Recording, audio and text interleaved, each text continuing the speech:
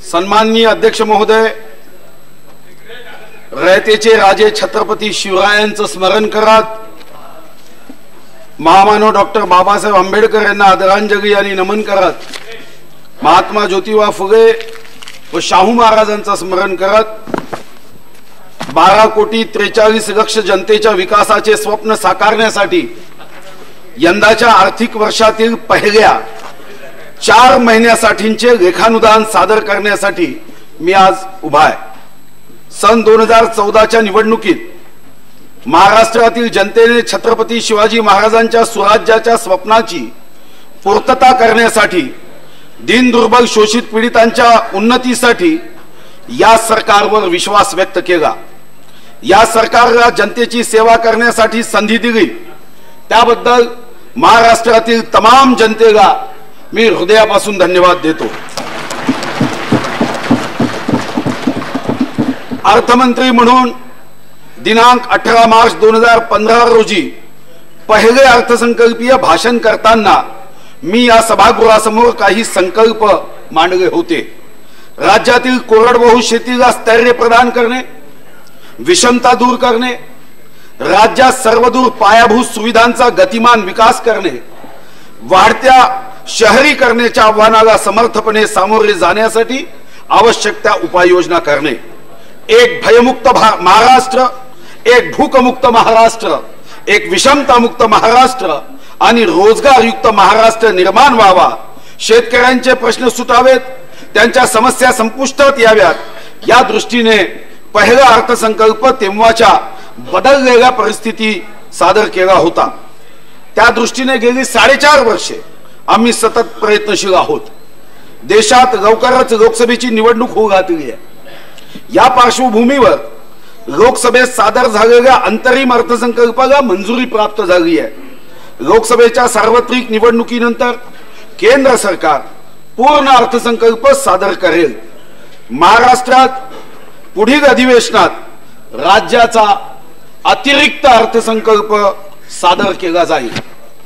हे लेखानुदान सादर करताना महाराष्ट्रातील तमाम जनतेला साक्षी माणूस मी हे स्पष्ट करतो की लेखानुदान जरी असे तरी त्यातही अर्थ वसे, विश्वासाने तुम्हा सांगतो एकही शब्द व्यर्थ नसे।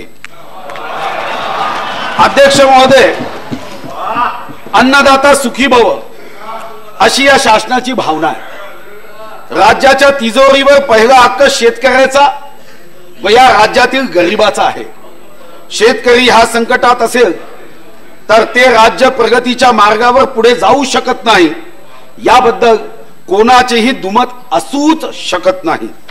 निसर्गावर अवलंबून असणारा कोरडवाहू शेतकऱ्यांचा एक मोठा वर्ग महाराष्ट्रात आहे। त्या शेतकरी बांधवाला आर्थिक स्थैर्य देणे ही सरकारची प्राथमिकता राहिली आहे। त्यासाठी नानाजी देशमुख कृषी संजीवनी प्रकल्प राबविण्यात येत आहे। देशी बियाणे वापरास चालना देण्याचा प्रयत्न केला आहे। शेतकऱ्यांच्या माल विक्री अभावी पडून राहू नये, वाया जाऊ नये म्हणून मुख्यमंत्री कृषी आणि अन्न प्रक्रिया योजना सुरू करण्यात आली आहे। नैसर्गिक शेतीला चालना देण्यासाठी सेंद्रिय शेती संशोधन व प्रशिक्षण केंद्र स्थापन करण्यात आली आहेत। शेतकऱ्यांचे आर्थिक उत्पन्नाचे स्त्रोत वाढावेत यासाठी शेतकऱ्यांच्या समूह शेतीला प्रोत्साहन देण्याचा सरकारचा प्रयत्न आहे। शेतकऱ्यांनी केवळ पिकांच्या भरोशावर राहू नये तर शेतीपूरक व्यवसायही करावा, यासाठी त्यांच्यातील कौशल्याचा विकास आवश्यक आहे। सरकार त्या दृष्टीने शेतकऱ्यांना प्रशिक्षण देण्यासाठी विविध कार्यक्रम राबवित आहे। शेतीतील आवश्यक असलेल्या शाश्वत सिंचनाची सुविधा उपलब्ध करून देण्यासाठी मागेल त्याला शेततळे, सिंचन विहिरी, सूक्ष्म सिंचनाच्या योजना सुरू केल्या आहेत। आदिवासी शेतकऱ्यांकरता बिरसा मुंडा कृषी क्रांती योजना राबविण्यात येत आहे। शेती आणि शेतीपूरक व्यवसाय करताना होणारे अपघात तसेच नैसर्गिक व इतर कारणामुळे होणाऱ्या अपघातात सापडलेल्या शेतकऱ्यांना त्यांच्या कुटुंबांना लाभ देण्यासाठी स्वर्गीय गोपीनाथ मुंडे शेतकरी अपघात विमा योजना सुरू केलेली आहे। सदर योजनेची व्याप्ती वाढवून या योजनेत शेतमजुरांचाही समावेश करण्याबाबत सकारात्मक विचार करण्यात येत आहे। दुष्काळ व आपत्तीग्रस्त शेतकऱ्यांना मागील 4 वर्षात आमच्या सरकारने अनेक प्रकारे मदत केलेली आहे। मायबाप शेतकऱ्याच्या मदतीला उभे राहण्याचा प्रयत्न हे सरकार सातत्याने करीत आहे। अध्यक्ष महोदय, महाराष्ट्र ही महामानव डॉक्टर बाबासाहेब आंबेडकरांची कर्मभूमी राहिली आहे। विषमता मुक्तीचे महामानव डॉक्टर बाबासाहेब आंबेडकरांचे स्वप्न पूर्ण करण्याचा या सरकारचा संकल्प आहे।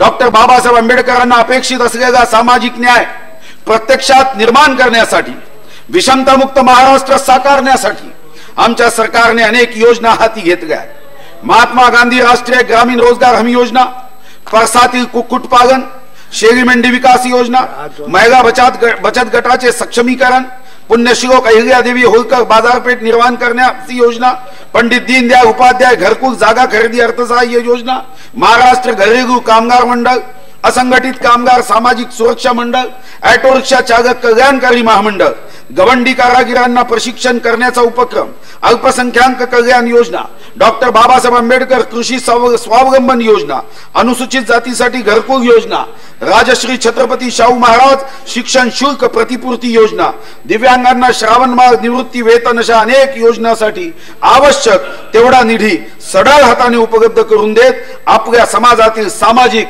व आर्थिक विषमता दूर करण्याचा प्रयत्न सरकारने सातत्याने केला आहे। अध्यक्ष महोदय, राज्यातील पायाभूत सुविधांना प्राथमिकता देऊन त्यांचा प्राधान्याने विकास सुरू आहे।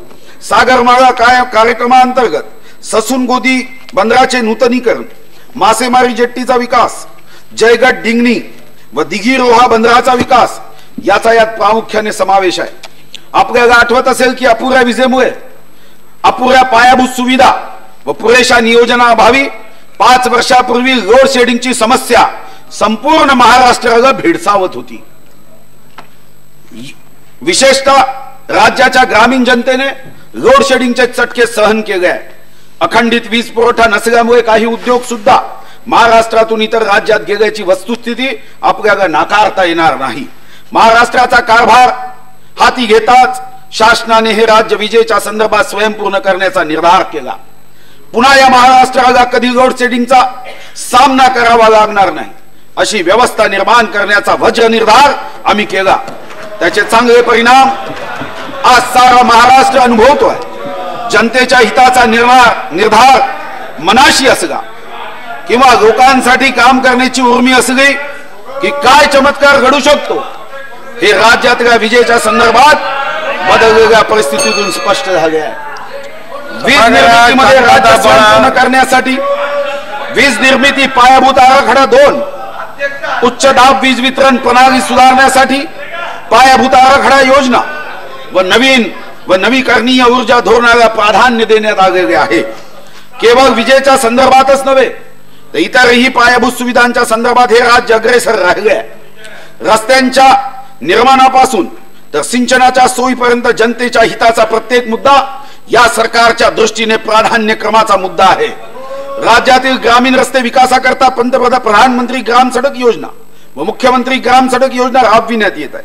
दिनांक 1 मे 1960 रोजी महाराष्ट्र राज्याच्या निर्मितीपासून सन 2014 पर्यंत महाराष्ट्रातील राष्ट्रीय महामार्गाची लांबी सुमारे 4766 किलोमीटर एवढी होती। 4766 किलोमीटर। आता 4766 किलोमीटर लांबी ही अध्यक्ष महाराज जेव्हा मी विचार करतो तेव्हा 1 मे 1960 पासून 21,473 दिवसात ही लांबी होती आणि या सरकारमध्ये 31 ऑक्टोबर 2014 ला शपथ घेतली। 1579 दिवस झाले, फक्त 1579 दिवस। 4.5 वर्षात 13,000 किलोमीटर एवढी लांबी वाढली। 13,000 किलोमीटर म्हणजे 1 मे 1960 मध्ये अध्यक्ष महाराज दुपटीने वाढ झाली। अशी मतातही वाढ होणार आहे। त्याबद्दल मी विशेष करून केंद्र शासनाला धन्यवाद देतो। ही काम सध्या प्रगतीपथावर आहे। नागपूर मुंबई समृद्धी महामार्ग, शिवडी नावा शेवा पारबंदर प्रकल्प आणि वांद्रे वर्सोवा सागरी सेतू वेगाने साकारले जाते आहे।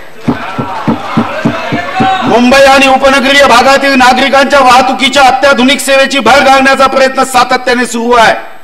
मुंबई मेट्रोची व्याप्ती अधिक वाढवण्याचा निर्णय हा त्याच प्रयत्नाचा एक भाग आहे. मुंबईतील मेट्रो रेल्वेचे जाळे, मुंबई मेट्रो रेल्वेचे जाळे सन 2014 पूर्वी म्हणजे 21,473 दिवसात 11.4 किलोमीटर लांबीचे होते, ते 1,579 दिवसात 276 किलोमीटर पर्यंत विस्तारित होणार आहे. याशिवाय नागपूर व पुणे मेट्रो रेल्वे प्रकल्पाची कामही वेगाने सुरू आहे. MUTP 3 अहमदनगर बीड परळी वर्धा यवतमाळ नांदेड वडसा देसाईगंज इंदोर मनमाड रेल्वेची कामेही करण्यात येत आहेत. राज्यातील महत्वाच्या शहरात विमान सेवेचे जाळे मजबूत करण्यासाठी महाराष्ट्र विमानतळ विकास कंपनीच्या माध्यमातून अनेक लहान शहरातील विमानतळाचा विकास करण्यात येत आहे. नवी मुंबई आंतरराष्ट्रीय विमानतळाच्या कामालाही सुरुवात झालेली आहे. ग्रामीण भागातील जनतेचे परिवहनाचे हक्काचे साधन म्हणजे एसटी बस होय. या राज्यात सुमारे 67 लाख लोक प्रतिदिन एसटीने प्रवास करतात. राज्याच्या कानाकोपऱ्यात वसलेल्या नागरिकांसाठीची ही परिवहन व्यवस्था दिवसागणिक आधुनिक सुरक्षित परिपूर्ण व वेगवान करण्याचा प्रयत्न केला जात आहे. प्रवाशांच्या एसटीतील प्रवास सुखकर व्हावा म्हणून परिवहन महामंडळाच्या राज्य शासनाच्या अर्थसहाय्यातून नवीन बस खरेदी करण्याचा व परिवहन महामंडळाच्या बस स्थानकाचे आधुनिकीकरण करण्याचा अर्थसहाय्य करण्यात येत आहे.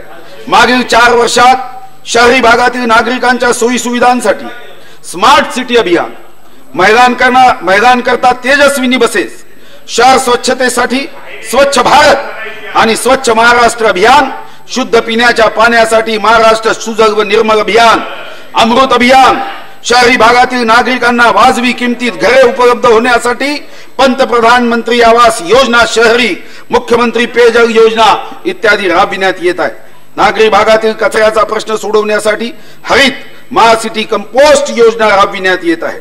शहरी भागातील नागरिकांच्या परिवहनासाठी महाराष्ट्र सुवर्ण जयंती नगरोत्थान महाअभियानाअंतर्गत अर्थसहाय्य करण्यात येत आहे.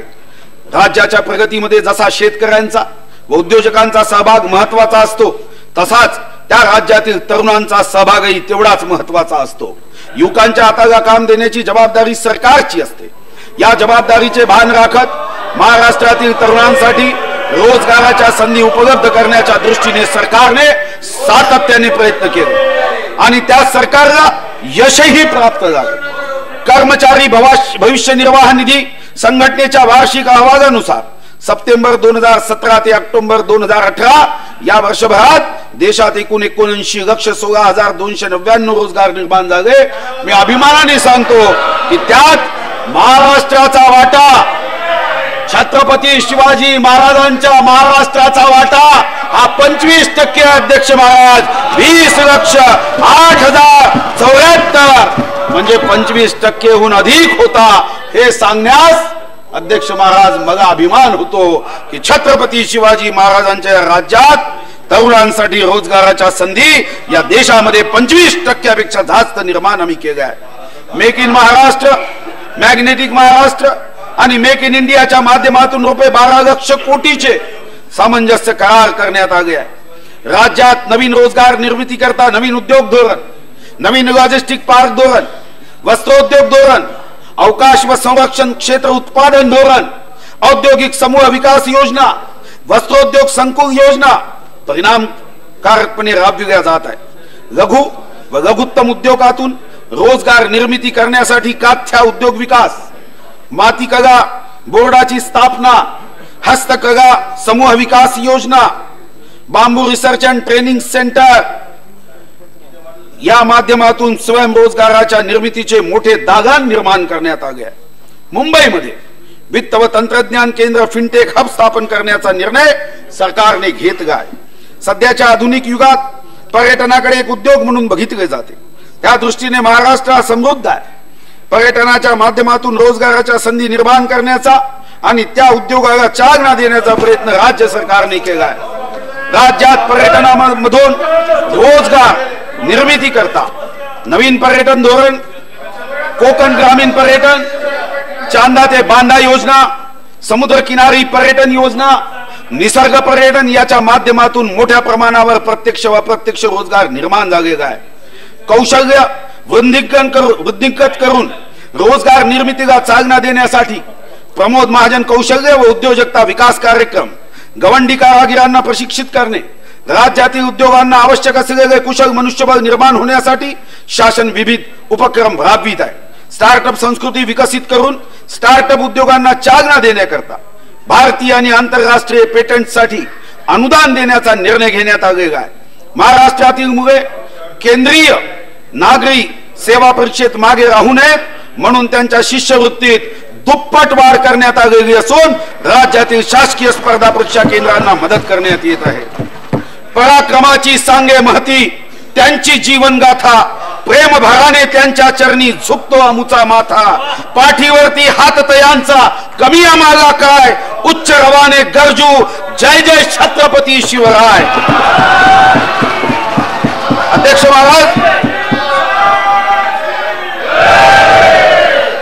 संपूर्ण महाराष्ट्राचे दैवत असलेल्या छत्रपती शिवाजी महाराजांचे अरबी समुद्रातील स्मारक हे तुमचे, माझे आणि या राज्यातील प्रत्येक माणसाचे स्वप्न आहे. शांतता पाळा. अरबी समुद्रात छत्रपती शिवाजी महाराजांचे आंतरराष्ट्रीय दर्जाचे स्मारक उभारण्यासंदर्भातील कार्यवाही सुरू झाली असून साऱ्या परवानग्या त्यासाठी प्राप्त झाल्या आहे. त्यासाठी आवश्यक असलेला निधी उपलब्ध करून देण्यात आला आहे. हे स्मारक साकारण्यासाठी भविष्यातही निधी कमी पडू दिला जाणार नाही, हे या पवित्र सभागृहाच्या माध्यमातून तमाम भारतातील जगातील छत्रपती शिवाजी महाराजांवर हृदयापासून अंतःकरणापासून प्रेम करणाऱ्या शिवभक्तांना मी सांगतोय. अध्यक्ष महाराज, आता मी लेखानुदानातील प्रमुख आर्थिक तरतुदीकडे सभागृहाचे लक्ष वेधू इच्छितो. सरकारने शाश्वत शेतीसाठी अनेक उपाययोजना आजवर केल्या, बळीराजाच्या मदतीसाठी वेगवेगळ्या योजना राबविल्या. मात्र कधीतरी निसर्गापुढे माणूस हतबल होतो. गेल्या वर्षी निसर्गाने बळीराजाला दगा दिला, त्यामुळे पावसाचे प्रमाण घटले. या विपरीत परिस्थितीत शेतकऱ्यांच्या पाठीशी भक्कमपणे उभा राहण्याचा निर्धार सरकारने केला. यंदा 151 तालुक्यामध्ये दुष्काळ घोषित झाला. 151 तालुक्यामध्ये 85,76,000 हेक्टर इतके बाधित क्षेत्र असून 151 तालुक्या व्यतिरिक्त राज्य शासनाने 268 महसूल मंडळामध्ये दुष्काळ घोषित केला आहे. तसेच तदनंतर 50 पैशापेक्षा कमी पैसे वागी आलेल्या राज्यातील 5,449 गावामध्ये देखील दुष्काळी परिस्थिती घोषित केली आहे. या शेतकऱ्यांच्या मदतीकरता सरकारने खालील प्रमाणे निर्णय घेतले आहे. जमीन महसुलात सूट, सहकारी कर्जाचे पुनर्गठन, शेतीशी निगडीत कर्जाच्या वसुलीला स्थगिती, कृषी पंपाच्या चालू वीज देयकात 33.5% सूट, शालेय महाविद्यालयीन विद्यार्थ्यांच्या परीक्षा शुल्कात माफी, रोहोयो अंतर्गत कामाच्या निकषात काही प्रमाणात शिथिलता, आवश्यक तेथे पिण्याचे पाणी पुरविण्यासाठी टँकर्सचा वापर आणि टंचाई जाहीर केलेल्या गावात शेतकऱ्यांच्या शेतीच्या पंपाची वीज जोडणी खंडित न करणे आणि इत्यादी निर्णय या संदर्भामध्ये घेतले आहेत. बाधित शेतकऱ्यांची संख्या 82,27,166 एवढी आहे. दुष्काळ बाधित शेतकऱ्यांना कोरडवाहू क्षेत्रासाठी ₹6,800, आश्वासित सिंचन क्षेत्रासाठी ₹13,500, बहुवार्षिक पिकांच्या क्षेत्रासाठी 18,000 प्रति हेक्टर, 2 हेक्टरच्या मर्यादेत नुकसान भरपाईचे वाटप करण्यात येत आहे. दुष्काळ बाधित शेतकऱ्यांसाठी ₹2,909 कोटी निधी उपलब्ध करून देण्यात आला असून त्यापैकी दिनांक 23 फरवरी 2019 पर्यंत 1,507 कोटी रुपये रक्कम 42 लाख शेतकऱ्यांच्या बँक खात्यात जमा करण्यात आली आहे. उर्वरित रकमेचे वाटप करण्याचे काम सध्या सुरू आहे. या व्यतिरिक्त शेतकऱ्यांच्या मदतीकरता निधी कमी पडू नये म्हणून 2,000 कोटी आकस्मिकता निधीमधून सुद्धा मंजूर करण्यात आले आहेत. राज्यात निर्माण झालेल्या दुष्काळ व टंचाई सदृश परिस्थितीचा सामना करण्यासाठी केंद्र शासनानेही मदत जाहीर केली असून इतर राज्याच्या तुलनेत, देशातील इतर राज्यांच्या तुलनेत महाराष्ट्राला शेतीचे नुकसान व पिण्याच्या पाण्याचा पुरवठा, चारा इत्यादीसाठी केंद्र शासनाकडून सर्वाधिक सुमारे 4,714 कोटी रक्कम मंजूर झाली. ही सर्वाधिक रक्कम आहे अध्यक्ष. आजपर्यंत महाराष्ट्राच्या इतिहासामध्ये एवढी रक्कम केंद्र शासनाने कधी दिली नाही. मी केंद्र शासनाला या सभागृहाच्या माध्यमातून विशेष धन्यवाद देतो। याशिवाय दुष्काळग्रस्त भागातील थकीत वीज देयकांमुळे बंद असलेल्या ग्रामीण व शहरी पाणी पुरवठा योजनांच्या विद्युत देयकांच्या मुद्दलाच्या रकमेमध्ये 5% रक्कम भरून या योजना कार्यान्वित करण्याचा निर्णय घेतला। तसेच नोव्हेंबर 2018 ते जून 2019 या कालावधीतील या योजनांची चालू विद्युत देयके भरण्याचाही निर्णय घेण्यात आला। पिण्याच्या पाण्याच्या टंचाई निवारणार्थ पाणी पुरवठा व स्वच्छता विभागास रुपये 530 कोटी इतकी रक्कम वितरित करण्यात आलेली आहे। तसेच बोंडअळीमुळे नुकसान झालेल्या शेतकऱ्यांना रुपये 3,366 कोटी रुपयाचं वाटपही करण्यात आलं आहे। निसर्ग रुसला, पाठ फिरवली, पाऊस पडला थोडा, सुकले नाले, सुकल्या विहिरी, गावाकडचा ओढा, जेथे जेथे टंचाईने केला गंभीर घात, विविध योजनाद्वारे करूया दुष्काळावर मात। शेतकऱ्यांचे उत्पन्न दुपटीने वाढवणे हा आमच्या सरकारचा दृढ संकल्प असून यासाठी शाश्वत शेती हा प्रभावी उपाय आहे। शेतीचे उत्पादन व उत्पादकता वाढीसाठी पर्याप्त सिंचन आवश्यक आहे। सिंचन सुविधा मुबलक प्रमाणात उपलब्ध व्हाव्यात यासाठी हे शासन मोठ्या प्रमाणावर उपाययोजना राबवित आहे। प्रधानमंत्री कृषी सिंचाई योजनेअंतर्गत महाराष्ट्रातील 26 प्रकल्प हाती घेण्यात आले असून त्यापैकी वारणा, निम्न पांझरा, डोंगरगाव व नांदूर मधमेश्वर टप्पा 2 हे प्रकल्प पूर्ण करण्यात आलेले आहे व त्यामुळे 1,25,000 हेक्टर सिंचन क्षमता आणि 594 दशलक्ष घनमीटर पाणी साठा निर्माण झाला आहे। विदर्भ व मराठवाड्यातील शेतकरी, आत्महत्याग्रस्त जिल्हे व उर्वरित महाराष्ट्रातील दुष्काळग्रस्त व अवर्षण प्रभावित भागातील सिंचन प्रकल्पांना अर्थसहाय्य करण्यासाठी बळीराजा जलसंजीवनी योजना राबविण्यात येत आहे। जलसंपदा विभागासाठी सन 2019-20 मध्ये रुपये 8,733 कोटी नियतव्यय प्रस्तावित करण्यात आलेला आहे। एकात्मिक पद्धतीने नियोजनबद्धरित्या पाण्याची उपलब्धता वाढविण्यासाठी जलयुक्त शिवार अभियान योजना सन 2014-15 पासून राबविण्यात येत आहे। या योजनेतील गावापैकी 22,000 गावे मे 2019 अखेर दुष्काळ मुक्त करण्यास शासन कटिबद्ध आहे। मागील 4 वर्षात या योजनेवर रुपये 4,049 कोटी इतका खर्च झालेला आहे आणि विशेष करून यावर्षी महाराष्ट्राला देशामध्ये पहिला क्रमांक प्राप्त झाला आहे। राष्ट्रपती महोदयांनी महाराष्ट्राचं कौतुक करत पुरस्कार दिलाय। याशिवाय गाळमुक्त धरण व गाळयुक्त शिवार ही योजना लोकसहभागातून राबविण्यात येत असून या योजनेअंतर्गत 5,270 जलाशयातून 3,23 लाख घनमीटर इतका गाळ उपसण्यात येऊन 31,150 शेतकऱ्यांना लाभ झालेला आहे। या योजनांसाठी सन 19-20 मध्ये रुपये 1,500 कोटी रुपयाचा नियतव्यय प्रस्तावित करण्यात आलेला आहे। सिंचन विहिरीच्या विविध योजना अंतर्गत गेल्या 4 वर्षात 1,50,000हून अधिक विहिरीची कामे पूर्ण करण्यात आली असून मागेल तेव्हा शेतकरी या योजनेत 1,30,000 शेतकऱ्यांची कामे पूर्ण झालेली आहे। सूक्ष्म सिंचन, सिंचन विहिरी व शेततळी यासह रोजगार हमी योजना विभागासाठी सन 2019-20 मध्ये रुपये 5,187 कोटी नियतव्यय प्रस्तावित करण्यात आला आहे। जगाचा पोशिंदा असलेल्या शेतकऱ्याला कृषी कार्यासाठी मदतीचा ठरतील अशा अनेक उपाययोजना सरकारने हाती घेतल्या आहेत। शेतकऱ्यांमार्फत दर्जेदार बियाणे निर्माण करण्यासाठी वित्तीय सहाय्य, भाऊसाहेब फुंडकर फळबाग लागवड योजना, केंद्र पुरस्कृत कृषी यांत्रिकीकरण उपअभियानांतर्गत शेतकऱ्यांना कृषी यंत्र अवजारे खरेदी करण्यासाठी अनुदान यासारख्या कृषी विभागाच्या विविध योजनांसाठी सन 2019-20 मध्ये 3,498 कोटी नियतव्यय प्रस्तावित करण्यात आलेला आहे। शेतकऱ्यांना सन्मानाने जगता यावे यासाठी सन 2018 मध्ये शासनाने छत्रपती शिवाजी महाराज शेतकरी सन्मान योजना सुरू केली असून या योजनेअंतर्गत 51 लाख शेतकऱ्यांना रुपये 24,000 कोटी एवढी रक्कम प्राधिकृत करण्यात आली आहे। शेतकऱ्यांच्या कर्जमुक्तीसाठी सरकार कटिबद्ध असून शेवटचा पात्र शेतकरी कर्जमुक्ती होईपर्यंत शासन या योजनेसाठी कोणत्याही परिस्थितीत निधी कमी पडू देणार नाही। गेल्या 4 वर्षात सुमारे 4,40,000 कृषी पंपांना वीज जोडण्या देण्यात आल्या असून त्यासाठी 5,110 कोटी 50 लाख इतका खर्च करण्यात आलेला आहे। सन 2019-20 या वर्षामध्ये राज्यातील कृषी पंपांना विद्युत जोडणी देण्यासाठी रुपये 900 कोटी नियतव्यय प्रस्तावित आहे।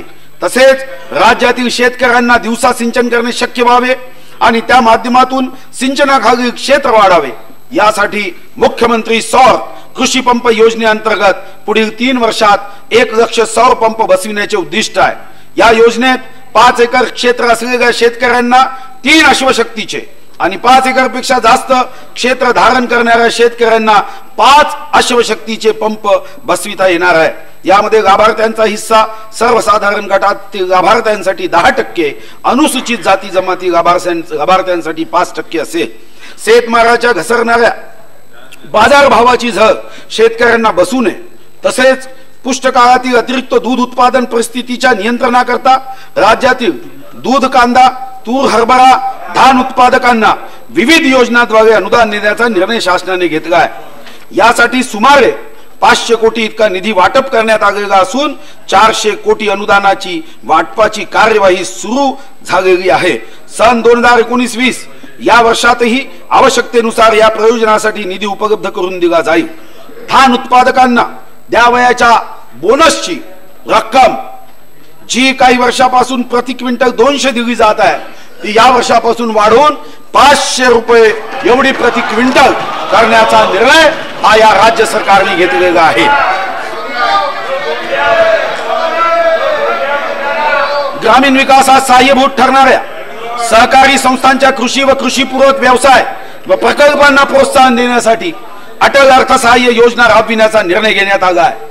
या योजनेअंतर्गत 75% अनुदान असून 12.5% कर्ज व 12.5% संस्थेचा हिस्सा राहील।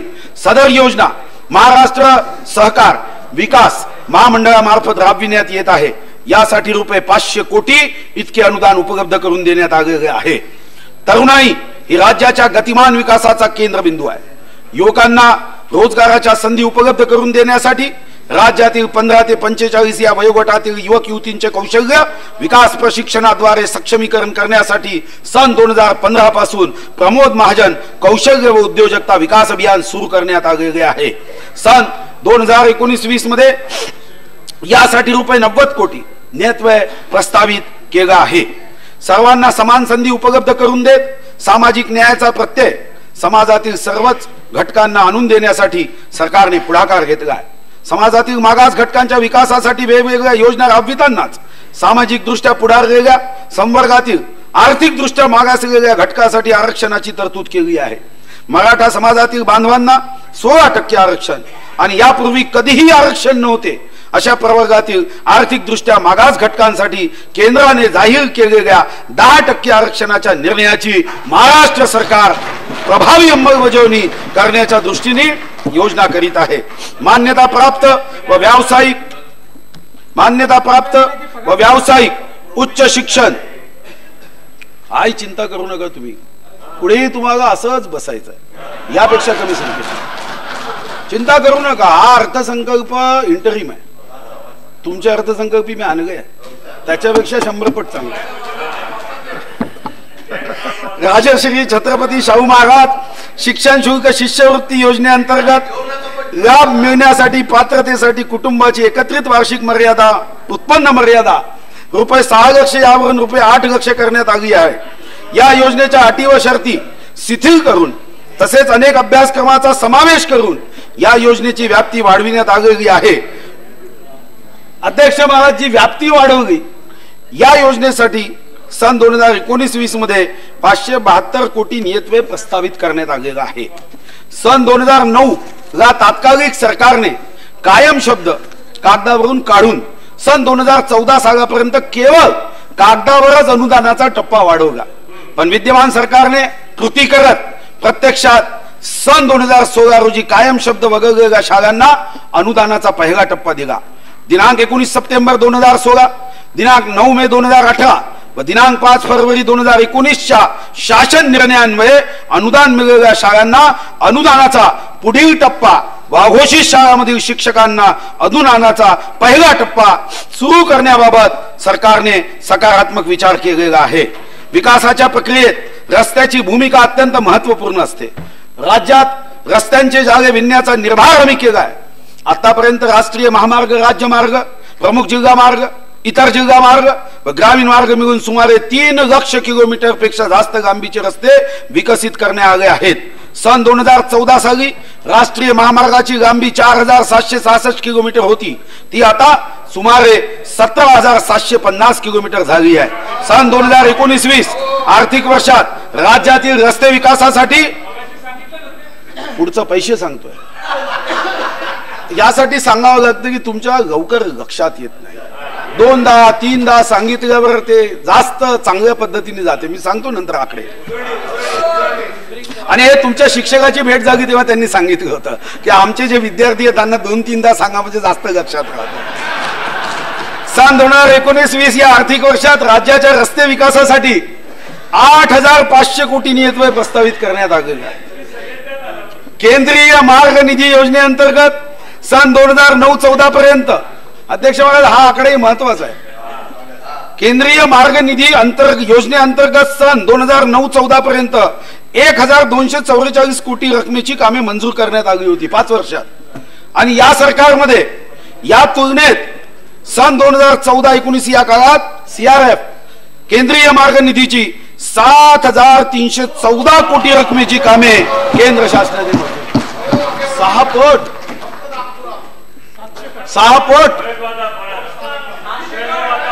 अध्यक्ष महाराज, या सभागृहाच्या वतीने माननीय भूमिपुत्र गडकरी साहेबांना मी विशेष धन्यवाद देतो. आणि पुढच्याही 5 वर्षात यापेक्षा जास्त वेगाने त्यांनी महाराष्ट्राला मदत करावी अशी अपेक्षा या पूर्ण सभागृहाच्या माध्यमातून आपण करूया. आणि मला विश्वास आहे की सभागृहाची ही विनंती निश्चितपणे गडकरी साहेब मान्य करतील आणि पुढचे 5 वर्ष यापेक्षाही जास्त निधी ते उपलब्ध करून देतील. तसेच सन 2000 आणि केंद्रीय मार्ग निधी योजनेअंतर्गत रुपये 1,105 कोटी इतकी तरतूद प्रस्तावित आहे.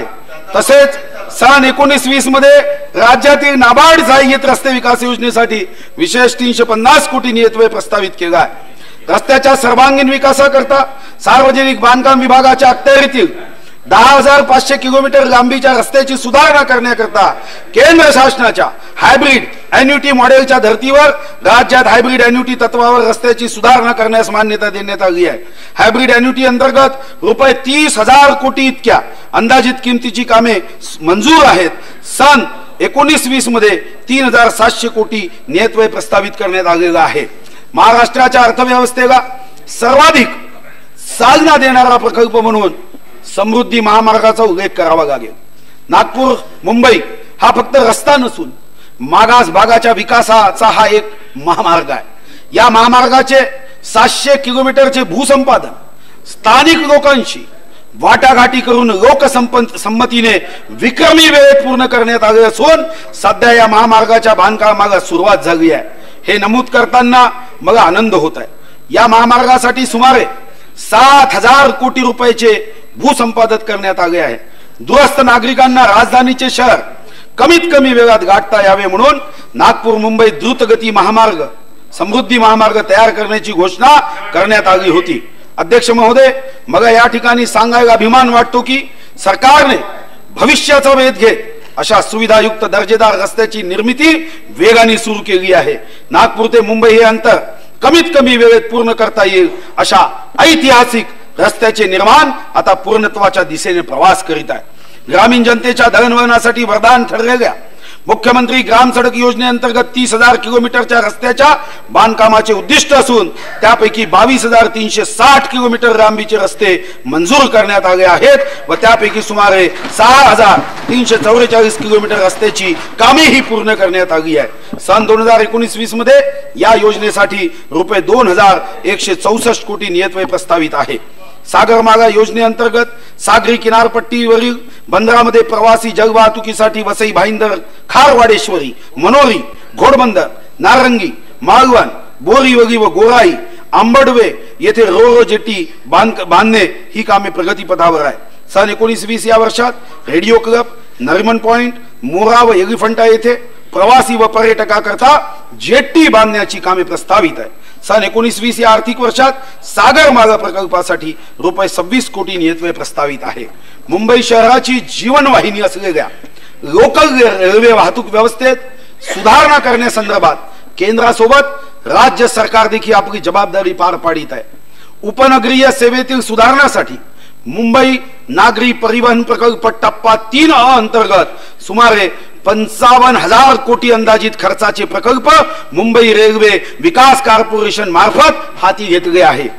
राज्यातील आमचे सरकार स्थापन झाल्यानंतर जे वेगवेगळे महत्त्वाकांक्षी उपक्रम हाती घेण्यात आले त्यात मेट्रोचा विकास हा महत्त्वाकांक्षी प्रकल्प ठरणार आहे। मुंबई, पुणे, नागपूर व इतरही शहरांमध्ये मेट्रो प्रकल्प झपाट्याने पूर्ण करण्याचा सरकारचा निर्धार आहे। मुंबईमध्ये MMRDAच्या सहभागातून 276 किलोमीटर लांबीच्या मेट्रो मार्गाच्या आराखड्यास मंजुरी देण्यात आली आहे। त्यामुळे आता मेट्रोचे जाळे ठाणे, मीरा भाईंदर, वसई विरार, कल्याण डोंबिवली, भिवंडी पर्यंत पसरवण्याचा महत्त्वाकांक्षी निर्णय शासनाने घेतला आहे। नागपूर, पुणे व नवी मुंबई या महानगरामध्ये मेट्रो रेल्वे प्रकल्प हाती घेण्यात आले असून या प्रकल्पाद्वारे 141.6 किलोमीटर लांबीचे मेट्रो मार्ग बांधण्यात येणार आहे। त्याशिवाय नाशिक येथे लाईट रेल ट्रान्सपोर्ट साठी प्राथमिक सर्वेक्षण हाती घेण्यात आले आहे। नागपूर विमानतळ आधुनिकीकरणाचा शासनाने निर्णय घेतला असून या संदर्भातली निविदा प्राप्त झाल्या असून त्याचे मूल्यांकन होत आहे। राज्यातील अमरावती, गोंदिया, नाशिक, जळगाव, नांदेड, सोलापूर, कोल्हापूर, रत्नागिरी व सिंधुदुर्ग या शहरातील विमानतळाच्या विकासाची मोहीम सुद्धा सुरू करण्यात आली आहे। शिर्डी येथे गेल्या वर्षी विमान सेवा सुरू करण्यात आली असून पुणे येथील नवीन विमानतळ, अमरावती, चंद्रपूर व सोलापूर या शहरातील विमानतळाचा विकास करण्यात येत आहे। उडान योजनेअंतर्गत राज्य शासनाकडून विमानतळास सुरक्षा व अग्निशमन व्यवस्था आणि व्यवहारता तफावत निधी महाराष्ट्र विमानतळ विकास कंपनी मार्फत भारतीय विमानपत्तन प्राधिकरणास उपलब्ध करून देण्यात येतो। सन 19-20 मध्ये या प्रयोजनार्थ 65 कोटी नियतव्यय प्रस्तावित करण्यात आलेला आहे। एसटी हे राज्याच्या कानाकोपऱ्यातील छोट्या छोट्या गावापर्यंत पोहोचवणारे वाहतुकीचे महत्त्वपूर्ण साधन आहे। राज्यातील सुमारे 67 लक्ष प्रवासी दररोज या सुविधेचा लाभ घेतात। सामान्यातील सामान्य माणसाच्या आवाक्यातील वाहतुकीचे हे साधन अधिक दूरपर्यंत पोहोचावे, एसटीच्या प्रवाशांना दर्जेदार वाहन व्यवस्था उपलब्ध व्हावी यासाठी हे सरकार कटिबद्ध आहे। राज्यातील एकूण 592 बसस्थानकापैकी 96 बसस्थानकाचे आधुनिकीकरणाच्या रुपये 270 कोटी रकमेच्या कामास मान्यता देण्यात आली असून त्यापैकी 170 कोटी एवढी रक्कम शासनाकडून उपलब्ध करून देण्यात आली आहे। त्यामधून 22 बसस्थानकाची कामे पूर्ण झाली आहे। या कामासाठी 2019-20 मध्ये रुपये 101 कोटी नियतव्यय प्रस्तावित आहे। महाराष्ट्र राज्य मार्ग परिवहन महामंडळास नवीन 700 बसेस खरेदीसाठी एकूण रुपये 210 कोटी मंजूर करण्यात आले असून यापैकी या बसेसच्या खरेदी प्रक्रियेसाठी 90 कोटी एवढा निधी उपलब्ध करून देण्यात आला आहे। सध्या सदर बसेसची खरेदी प्रक्रिया प्रगतीपथावर असून त्यासाठी आवश्यक तो निधी उपलब्ध करून देण्यात येईल। राज्यातील 100% गावाचे विद्युतीकरण करण्याचे लक्ष्य साध्य करण्यात आले आहे। सौभाग्य योजनेअंतर्गत केंद्र शासनाने 100% घराच्या विद्युतीकरणाचे लक्ष्य ठेवले होते ते राज्याने पूर्ण केले आहे। ऊर्जा विभागाच्या पायाभूत सुविधा तसेच अन्य बाबी करता सन 2019-20 मध्ये 6,306 कोटी नियतव्यय प्रस्तावित करण्यात आला आहे। नवीन व नवीनीकरणीय ऊर्जा या अपारंपरिक ऊर्जा स्त्रोताद्वारे वीज निर्मिती करण्यावर शासनाने भर दिलेला आहे। या क्षेत्राचा विकास करण्यासाठी सन 19-20 मध्ये 1087 कोटी नियतव्यय प्रस्तावित करण्यात आलेला आहे। कृषी ग्राहकांना सवलतीच्या दरात वीज पुरवठा, यंत्रमागधारक ग्राहकांना सवलतीच्या दरात वीज पुरवठा, विदर्भ, मराठवाडा व उत्तर महाराष्ट्रातील डी व डी प्लस क्षेत्रातील औद्योगिक ग्राहकांना सवलतीच्या दरात वीज पुरवठा, विदर्भातील 6 जिल्ह्यांना 8 ते 10 तास वीज पुरवठ्याऐवजी 12 तास अतिरिक्त वीज पुरवठा, दिवसाच्या कालावधीमध्ये वीज पुरवठा, टंचाई व दुष्काळ घोषित केलेल्या गावामध्ये वीज देयकात सवलत, वस्त्रोद्योग धोरण 2018 अंतर्गत वीज दरात सवलत देण्यात येत आहे। सन 2010 ते 14 या कालावधीत या सर्व वीज दर सवलतीसाठी साधारणतः 20,469 कोटी अनुदान उपलब्ध केले होते। या 5 वर्षाच्या तुलनेत मागील 4 वर्षात वीज दर सवलतीपोटी राज्य शासनाने 32,410 कोटी एवढे अनुदान उपलब्ध करून दिले आहे आणि यासाठी सन 2019-20 मध्ये 5,210 कोटी इतका नियतव्यय प्रस्तावित करण्यात आलेला आहे। संपूर्ण देशात महाराष्ट्र राज्य हे थेट विदेशी गुंतवणुकीत अग्रेसर आहे। काळानुरूप अशा पुरोगामी औद्योगिक धोरणासह विविध प्रक्षेत्र निहाय औद्योगिक धोरण राबविण्यामुळे राज्य उद्योगाबाबत देशात अग्रेसर राज्य ठरले आहे। मागील 4 वर्षात आखलेल्या उद्योगपूरक धोरणामुळे make in India, magnetic Maharashtra convergence सारख्या भव्य गुंतवणुकीमुळे राज्यात देशांतर्गत गुंतवणुकी व्यतिरिक्त सुमारे ₹3,36,000 कोटी रकमेची थेट विदेशी गुंतवणूक झाली आहे। माहिती तंत्रज्ञान सहाय्यभूत सेवा धोरणांतर्गत 42 माहिती तंत्रज्ञान उद्याने अपेक्षित आहे। यात 1,500 कोटी गुंतवणूक होणार असून त्यातून सुमारे 1 लाख रोजगार निर्मिती अपेक्षित आहे। इलेक्ट्रॉनिक धोरणांतर्गत सुमारे 18 प्रकल्प प्रगतीपथावर असून 6,300 कोटीची गुंतवणूक होईल। त्यामधून 12,000 रोजगार निर्मिती अपेक्षित आहे। अवकाश व संरक्षण साहित्य उत्पादन धोरणांतर्गत 2 प्रकल्प प्रस्तावित असून त्याद्वारे ₹7,500 कोटीची गुंतवणूक अपेक्षित आहे। पर्यावरण पूरक व पर्यायी इंधन प्रोत्साहित करण्यासाठी आखलेल्या विद्युत वाहन निर्मिती धोरणांतर्गत 2 प्रकल्प प्रगतीपथावर असून त्यामध्ये सुमारे 7,000 कोटीची गुंतवणूक अपेक्षित आहे। व्यवसाय सुलभीकरणांतर्गत ईओडीबी घेतलेल्या निर्णयानुसार उद्योगाकरता आवश्यक असलेल्या परवानग्याची संख्या मोठ्या प्रमाणावर कमी करण्यात आली आहे। राज्यामध्ये मोठी परकीय गुंतवणूक आकर्षित करून त्यामधून रोजगार निर्मितीसाठी 10 विभागाच्या एकूण 41 सेवांची माहिती एकाच ठिकाणी उपलब्ध होण्यासाठी मैत्री कक्षाची स्थापना करण्यात आली आहे। राज्यात सूक्ष्म लघु उपक्रमाच्या सर्वांगीण विकासासाठी औद्योगिक समूह विकास कार्यक्रमाची अंमलबजावणी करण्यात येते। राज्यात सुमारे 150 औद्योगिक समूह प्रकल्प विकासासाठी हाती घेण्यात आले आहेत। या महत्त्वाकांक्षी उपक्रमाचा परिणाम असा आहे की या योजनांमुळे हजारो रोजगार निर्माण होतील। कालपर्यंत नोकऱ्या मागणारे तरुण आज इतरांना नोकऱ्या देण्याइतपत सक्षम होत आहेत। औद्योगिक समूह विकास कार्यक्रमांतर्गत विविध सुविधांसाठी केंद्र शासन तसेच राज्य शासनाचे भरीव आर्थिक सहाय्य अनुदान स्वरूपात उपलब्ध करण्यात येते। राज्यातील सुमारे 7,000 सूक्ष्म लघु उपक्रमांना औद्योगिक समूह विकास कार्यक्रमाचा लाभ होत असून या कार्यक्रमासाठी सन 2019-20 मध्ये 65 कोटी इतका नियतव्यय प्रस्तावित आहे।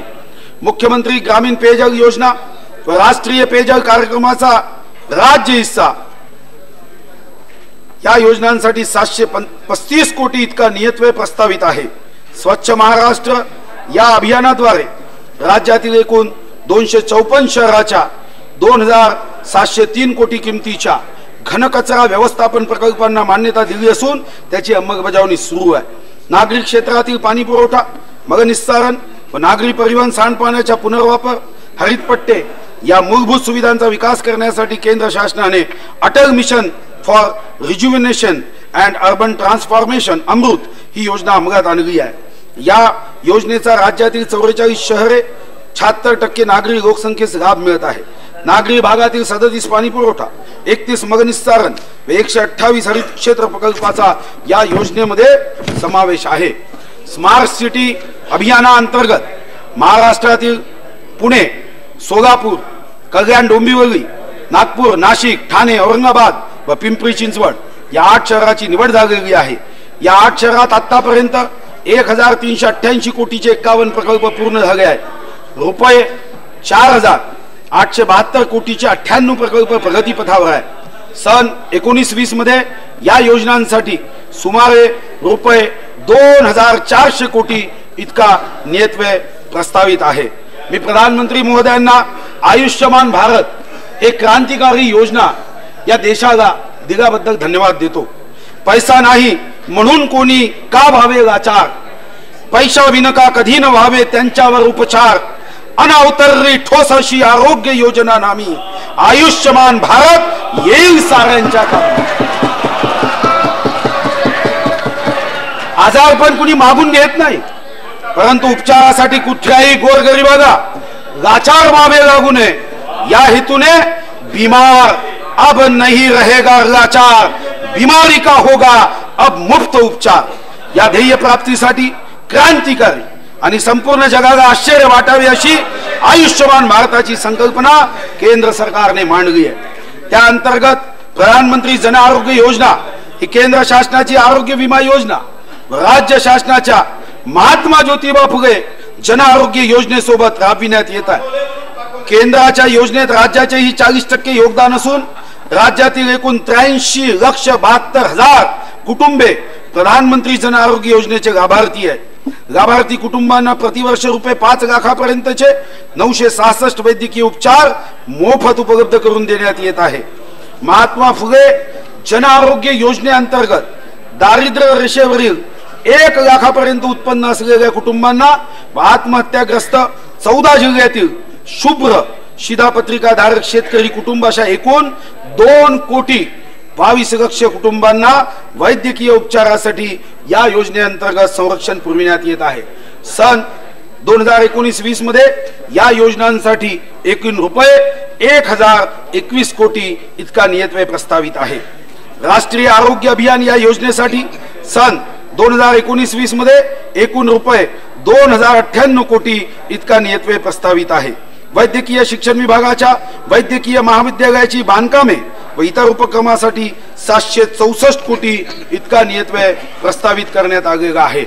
राज्यातील प्रदूषित नद्या व तलाव संवर्धनासाठी विविध प्रकल्प राबविण्यात येत आहे। या अभियानाअंतर्गत राज्यातील चंद्रभागा, मोळामुठा, मोरणा, नाग नदी इत्यादी नद्यांचे प्रदूषण कमी करून या नद्यांच्या संवर्धनासाठी लोकसहभागातून कार्यक्रम राबविण्यात येत आहे। या व्यतिरिक्त चंद्रपूर जिल्ह्यातील इरई व झरपट नदी संवर्धनाचे प्रस्तावही विचाराधीन आहे। नदी व तलाव संवर्धन तसेच अन्य बाबीसाठी पर्यावरण विभागास रुपये 240 कोटी इतका नियतव्यय प्रस्तावित आहे। सामाजिक विकास कार्यक्रम समाजातील वंचित घटकांचा सर्वांगीण विकास करून या समाजाला विकासाच्या मुख्य प्रवाहात आणण्यासाठी हे सरकार वचनबद्ध आहे। सामाजिक विकास कार्यक्रमाअंतर्गत अनुसूचित जाती उपाय योजनेखाली शाळा, आरोग्य सेवा, रमाई घरकुल, वसतिगृहे, निवासी शाळा यासारखे अनेक उपक्रम राबविण्यात येतात। तसेच विशेष सहाय्य योजनेअंतर्गत दारिद्र्य रेषेखालील कुटुंबातील वृद्ध, निराधार, विधवा व अपंग या घटकांना संजय गांधी निराधार अनुदान योजना, श्रावणबाग सेवा राज्य निवृत्ती वेतन योजना, इंदिरा गांधी राष्ट्रीय वृद्धापकाळ निवृत्ती वेतन योजना आणि इंदिरा गांधी राष्ट्रीय विधवा निवृत्ती वेतन योजनेअंतर्गत अर्थसहाय्य देण्यात येते। यासाठी यामध्ये सुमारे 31,87,000 लाभार्थी असून याकरता मी 3,180 कोटी नियतव्यय प्रस्तावित केला आहे। सन 2019-20 मध्ये अनुसूचित जाती उपाय योजनेसाठी एकूण 9,208 कोटी एवढा नियतव्यय राज्य योजनेमधून प्रस्तावित आहे। महात्मा फुले मागासवर्ग विकास महामंडळ, महाराष्ट्र राज्य अपंग वित्त व विकास महामंडळ, साहित्य रत्न लोकशाही अण्णाभाऊ साठे विकास महामंडळ तसेच संत रोहिदास चर्मोद्योग व चर्मकार विकास महामंडळ या 4 महामंडळांना भाग भांडवल उभारण्यासाठी रुपये 325 कोटी शासन हमी मंजूर करण्यात आलेली आहे। आदिवासी विकास विभागाच्या अनुसूचित जनजाती उपाय योजनेअंतर्गत शाळा, आरोग्य सेवा, वसतिगृहे, निवासी शाळा, शासकीय आश्रमशाळा कायापालट अभियान तसेच भारतरत्न APJ अब्दुल कलाम अमृत आहार योजना यामध्ये अनेक उपक्रम राबविण्यात येत आहे। सन 2019-20 या वर्षाकरता या सर्व योजनेसाठी रुपये 8,431 कोटी इतका नियतव्यय प्रस्तावित आहे। अनुदानित संस्थांमधील विद्यार्थी प्रवेशितांच्या परिपोषण अनुदानात दिनांक 1 फरवरी 2019 पासून रुपये 900 वरून 1,500 एवढी वाढ करण्यात आली आहे। ही वाढ सामाजिक न्याय विभाग, विमुक्त जाती, भटक्या जमाती, इतर मागासवर्ग, विशेष मागास प्रवर्ग कल्याण विभाग, महिला व बाल विकास विभाग आणि आदिवासी विकास विभागाअंतर्गत येणाऱ्या संस्थांमधील विद्यार्थ्यांना आणि इतर प्रवेशितांना लागू राहील। अल्पसंख्याक विकास विभागामार्फत राज्यातील अल्पसंख्याकांच्या कल्याणासाठी राबविण्यात येणाऱ्या विविध योजनांसाठी सन 2019-20 या वर्षात एकूण रुपये 465 कोटी इतका नियतव्यय प्रस्तावित आहे। इतर मागासवर्गीय, विमुक्त जाती, भटक्या जमाती व विशेष मागास प्रवर्ग यांचे कल्याण हा नवीन विभाग निर्माण करण्यात आला असून या विभागामार्फत विविध कल्याणकारी योजना राबविण्यात येत आहे। या विभागासाठी सन 19-20 मध्ये 2,892 कोटी इतका नियतव्यय प्रस्तावित आहे। अण्णासाहेब पाटील आर्थिक विकास महामंडळाचे भाग भांडवल रुपये 50 कोटी मधून 400 कोटीची वाढ करण्यात आली आहे।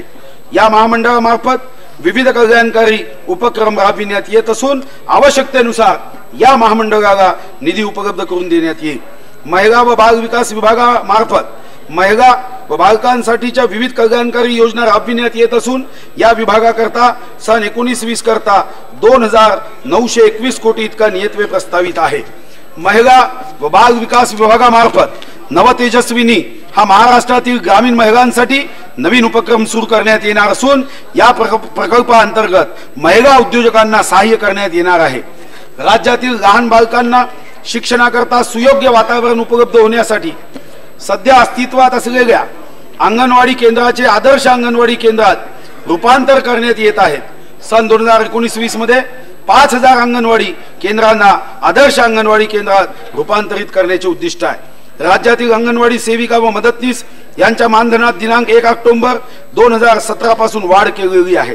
तसेच भाऊबीज भेट रकमेतही वाढ करण्यात आली आहे।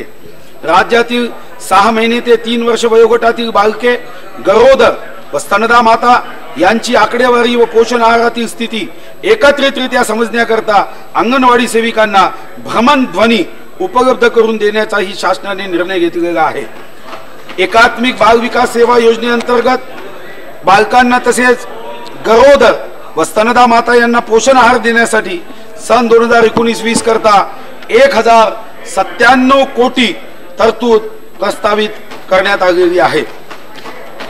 प्रधानमंत्री आवास योजना एक महत्वाची योजना आहे अध्यक्ष महाराज, कारण भारत माता माझी आई डोकं ठेवायला जागा नाही, लाखो कुटुंब स्वतःचं घर नाही, हे मागच्या सरकारने घर देऊ शकले नाही, अपयशी झाले।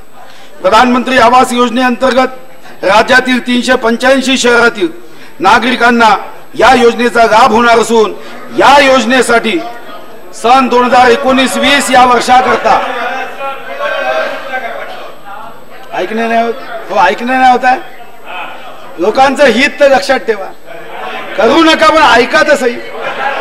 सन 19-20 जयंतराव घेऊन घ्या। पंतप्रधान आवास योजनेच्या साठी 6895 कोटी इतकी तरतूद प्रस्तावित। एकदा एक घर झालं तर त्यांच्या हृदयात फक्त आमचं स्थान असेल। राज्यातील औरंगाबाद व नागपूर व अमरावती विभागातील 14 जिल्ह्यातील दारिद्र्य रेषेवरील शेतकऱ्यांना तांदूळ व गहू यांचा अनुक्रमे 2 व 3 रुपये अशा सवलतीच्या दराने पुरवठा करण्यात येत आहे। सन 2019-20 या आर्थिक वर्षात या बाबी करता रुपये 896 कोटी 63 लाख इतकी तरतूद प्रस्तावित करण्यात आली। अध्यक्ष महाराज, हे देशातली महत्वाची योजना अध्यक्ष। 14 जिल्ह्यात एपीएल मध्ये असेल, काही असेल, तुमची नाही असेल। अरे तुमची योजना, आम्ही तर तेच म्हणतो की तुम्ही आमचे व्हा, तुम्हाला समजत नाही, लक्षात येत नाही, हे दुर्दैव आहे। हसनजी सोचो जरा। अखिल भारतीय मराठी साहित्य संमेलन व अखिल भारतीय मराठी नाट्य संमेलन अशा उपक्रमासाठी दरवर्षी देण्यात येणाऱ्या रुपये 25 लाख या सहाय्यक अनुदानात दुपटीने वाढ करून सन 18-19 या वित्तीय वर्षापासून अनुदानाची रक्कम 50 लाख इतकी करण्यात आलेली आहे। राज्यातील ऐतिहासिक दृष्ट्या व महत्वाच्या असलेल्या रायगड किल्ल्याचे जतन व संवर्धन करण्याकरता रायगड विकास प्राधिकरण स्थापन करण्यात आलेले आहे। इतिहासाची साक्ष असलेले किल्ले शाबूत राहावेत व नव्या पिढीला या किल्ल्याच्या माध्यमातून जुना इतिहास कळावा, ही देखील काळाची गरज आहे। पहिल्या टप्प्यात 14 व दुसऱ्या टप्प्यात 14 किल्ल्याची संवर्धनासाठी निवड करण्यात आलेली असून सन 19-20 मध्ये सदर योजनेसाठी आवश्यक नियतव्यय प्रस्तावित केला आहे। राज्यातील 28,006 ग्रामपंचायतीपैकी सुमारे 4252 ग्रामपंचायत कार्यालयासाठी स्वतःची इमारत नाही। अशा ग्रामपंचायत कार्यालयाची इमारत बांधण्यासाठी माननीय बाळासाहेब ठाकरे स्मृती मातोश्री ग्रामपंचायत बांधणी योजना सुरू करण्यात आली आहे।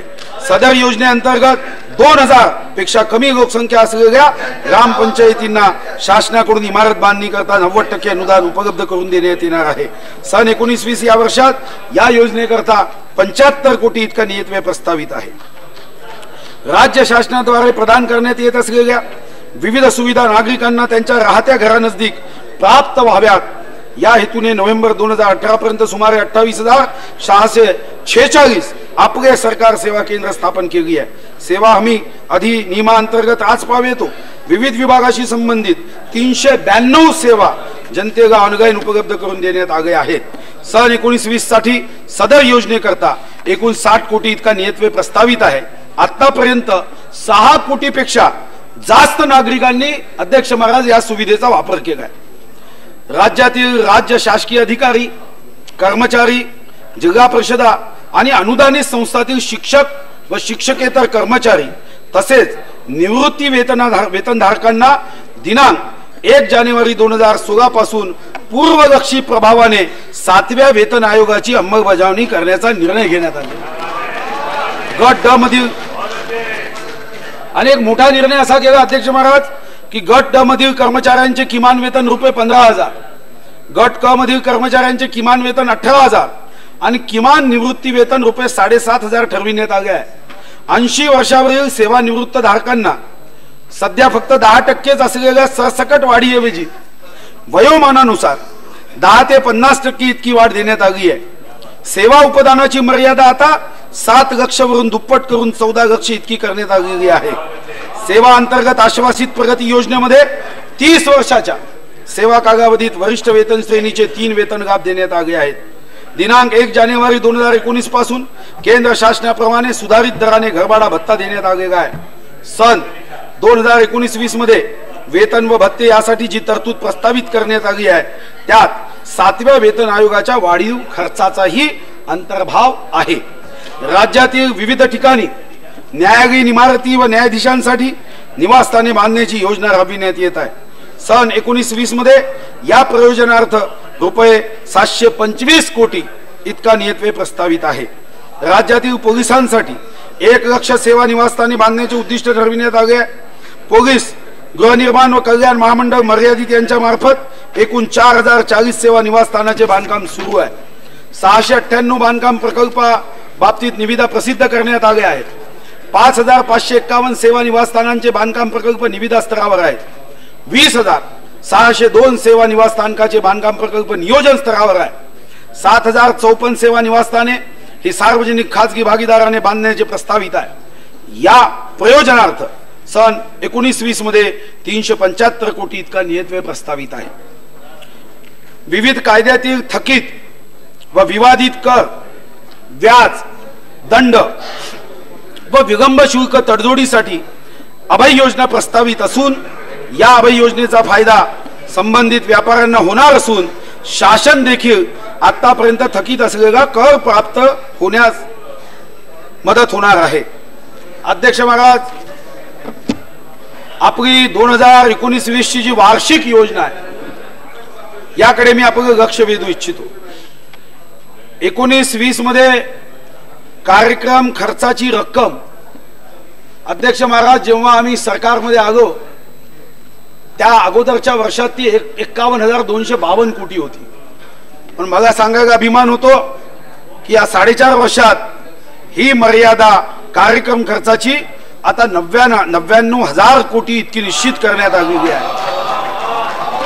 यामध्ये अनुसूचित जाती उपाय योजनेचे रुपये 9,208 कोटी, आदिवासी विकास उपयोजनेचे रुपये 8,431 कोटी आणि जिल्हा वार्षिक योजनेसाठी 9,000 कोटी इतक्या नियतव्ययाचा समावेश आहे। अध्यक्ष महाराज, एका गोष्टीकडे मी सर्वांचं लक्ष अभिमानाने वेधू इच्छितो आणि मला असं वाटतं की यापुढे तरी कोणताही या महाराष्ट्रातला समजदार व्यक्ती ज्याला अर्थशास्त्र समजतं तो हे राज्य कर्जबाजारी आहे असं भाष्य करणार नाही जेव्हा मी आकडे वाचित। अध्यक्ष महाराज, राज्याच्या आर्थिक स्थितीचे मूल्यांकन हे शास्त्रीय पद्धतीने आकडेवारीसह केले पाहिजे। त्याचे मापदंड असतात। केवळ राज्य कर्जबाजारी झाले, डबघाईला गेले हे अध्यक्ष महाराज महाराष्ट्राच्या हिताचे हे आरोप असू शकत नाही। टीका केली पाहिजे पण त्या टीकेला आकड्यांचं तर्कशास्त्र असलं पाहिजे। राज्याचे सकल उत्पन्न जे आहे त्याच्या प्रमाणात किती कर्ज घेतले आहे यावर राज्य डबघाईला गेले आहे की व्यवस्थित चालले आहे हे ठरवावे लागते। मार्च 2018 मध्ये सादर केलेल्या अर्थसंकल्पीय अंदाजानुसार राज्यावरील एकूण कर्ज 4,61,807 कोटी इतके अपेक्षित होते। त्यानुसार सन 2018-19 मध्ये 54,996 कोटी एवढी निव्वळ कर्ज उभारणी करावायची होती। पण अध्यक्ष महाराज, मी सर्वांना धन्यवाद देतो। काल काही सन्माननीय शब्द, काही सन्माननीय सदस्य यावर भाष्य करत होते। महाराष्ट्रावर 5 लाख कोटीचं कर्ज आहे, 50,000 रुपये दरडोई कर्ज आहे। मला काल वाटलं की कॅल्क्युलेटर घेऊन यांना भेट दिलं पाहिजे। यावर्षी केलेल्या जाणीवपूर्वक प्रयत्नामुळे राज्यातील कर्ज उभारणी ही, अध्यक्ष महाराज, मागच्या वर्षी अर्थसंकल्प जेव्हा मी वाचला तेव्हा 54,996 कोटी करावी लागेल असं सांगितलं। पण अध्यक्ष महाराज, आम्ही विविध माध्यमातून ही नियंत्रित करून फक्त 11,990 कोटी पर्यंत सीमित केली। त्यामुळे राज्यातील, मी सांगतो, काही चिंता करू नका, त्यामुळे राज्यावरील एकूण कर्जाची रक्कम ही 5 लाख कोटी नाहीये, ही आता 4,14,411 कोटी एवढी झाली आहे। आणि याच्या पुढे ऐकलं पाहिजे, राज्याच्या अर्थव्यवस्थेचे आकारमान पाहता हे देशामधलं, अध्यक्ष महाराज, एक अभिमानास्पद कार्य आपल्या राज्याच्या जनतेने, प्रशासकीय अधिकाऱ्यांनी आणि लोकप्रतिनिधींनी केलेलं की अध्यक्ष महाराज, राज्याच्या अर्थव्यवस्थेचे आकारमान पाहता हे कर्ज वाजवी प्रमाणात असल्याचे वित्तीय निर्देशांकावरून दिसून येते। आता जर मागच्या 15 वर्षाचा मी आढावा घेतला, जयंतराव तुम्ही तर सुजाण आहात, तुम्ही असे आरोप कधीच करत नाही, मला जाणीव आहे। मागच्या 15 वर्षात हा आकडा गेला होता 28.2% एकदा, 28.2%। आणि तुम्हाला अभिमान वाटेल, मला विश्वास आहे की तुम्हाला आनंद होईल, कारण तुम्ही यामध्ये शिक्षण घेतलं आहे। यामध्ये आता राज्यावरील कर्जाचे प्रमाण हे मागच्या 15 वर्षामध्ये हायएस्ट 28.2 होतं। मी अभिमानाने सांगतो की मागच्या वर्षी 16.5 होतं। या वर्षी आपण 7वं वेतन आयोग आता आपल्याला द्यावं लागणार आहे, पण आपण हे प्रमाण 14.82% आणलं आहे। आणि संकेतानुसार राज्यावरील एकूण कर्ज हे राज्याच्या स्थूल उत्पन्नाच्या 25% पर्यंत असले तरीही राज्याची वित्तीय स्थिती सुदृढ मानण्यात येते। 25%, हे तर आता 14.82 आहे। सांगतोय, पुढचे आकडे आहे का शशिकांतजी? कानापासून ऐकलं तर विरोधासाठी विरोध कराल, हृदयापासून महाराष्ट्राचा अभिमान समजून ऐकलं तर शशिकांतजी बसाल तिकडे, प्रेम तुम्ही इकडे कराल, शुभकामना मात्र इकडे। अध्यक्ष महाराज, आमच्या सरकारच्या काळाचं चालू वर्षी कर्जाचे प्रमाण हे स्थूल राज्य उत्पन्नाच्या 15% पेक्षाही कमी करण्यामध्ये सरकारला यश आलं आहे।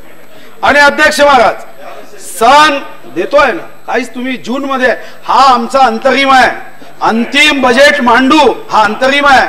जेव्हा अंतिम बजेट मांडू ना, तेव्हा लक्षात ठेवा, शेतकरी, गरीब, महिला, तरुण यापैकी कोणीही तुमच्याकडे ढुंकूनही पाहणार पुढच्या बजेटनंतर। सन 17-18 चा अर्थसंकल्प मी महसुली व राजकोषीय तुटीचा मांडला होता। हे अध्यक्ष महत्वाचं आहे, हे जयंतराव हे समजून घ्या। 17-18 चा अर्थसंकल्प मी महसुली व राजकोषीय तुटीचा मांडला होता। हे वर्ष वस्तू व सेवा कर लागू करण्याचे पहिलेच वर्ष होते। अध्यक्ष महाराज, तो अर्थसंकल्प मांडताना आम्ही साधारणतः 90,000 कोटी महसूल प्राप्त होईल अशी अपेक्षा केली होती, 90,000 कोटी। परंतु मी महाराष्ट्राच्या शेतकरी, कष्टकरी, व्यापारी, उद्योजक या सर्वांच्या सहकार्याने प्रत्यक्षात हे उत्पन्न 90,000 कोटी अर्थसंकल्प मांडताना अपेक्षित केलं।